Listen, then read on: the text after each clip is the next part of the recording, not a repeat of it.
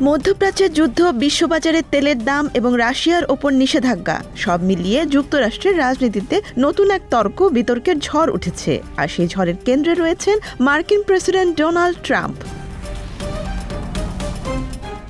রাশিয়ার তেলের উপর কিছু নিষেধাজ্ঞা শিথিল করার সিদ্ধান্ত নেওয়ার পর ক্যালিফোর্নিয়ার গভর্নর গ্যাভিন নিউসাম প্রকাশ্যেই ট্রাম্পকে কটাক্ষ করেছেন সামাজিক মাধ্যমে। তিনি এমনকি ট্রাম্পকে রুশ প্রেসিডেন্ট ভ্লাদিমির পুতিনের পোষা কুকুর বলেও বিদ্রূপ করেন।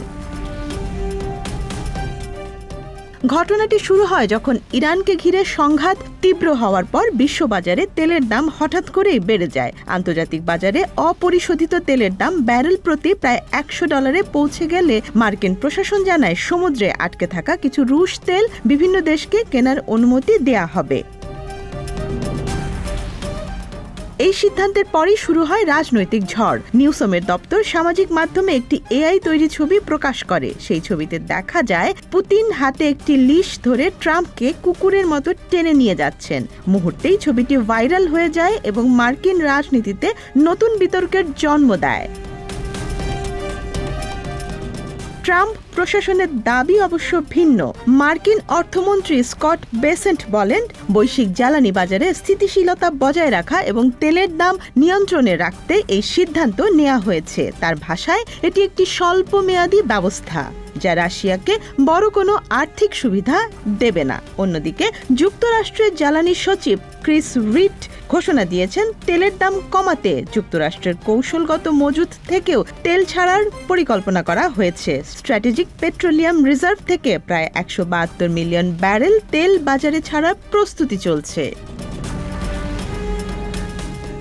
এই তেলের বাজারের অস্থিরতার বড় একটি কারণ মধ্যপ্রাচ্যের গুরুত্বপূর্ণ জলপথ স্ট্রেইট অফ হরমুজ।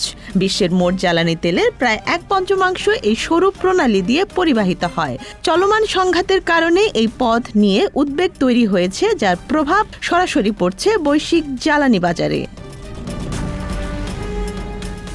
এদিকে নিউসম শুধু তেলের নীতিতেই থামেননি। সাম্প্রতিক এক বক্তব্যে তিনি ট্রাম্পের মানসিক সক্ষমতা নিয়েও প্রশ্ন তুলে তাকে ব্রেইন ডেড মোরন বলেও আখ্যা দেন।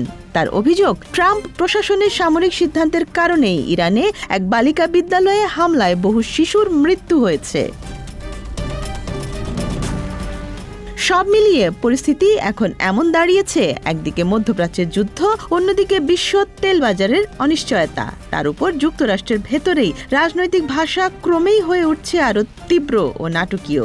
আর সেই নাটকের সবচেয়ে আলোচিত সংলাপটি এখন সামাজিক মাধ্যমে ঘুরছে বারবার। ট্রাম্প কি সত্যিই পুতিনের পোষা কুকুর, নাকি এটি কেবলই আমেরিকার তীব্র রাজনৈতিক ব্যঙ্গ? Desk report, Dhaka express.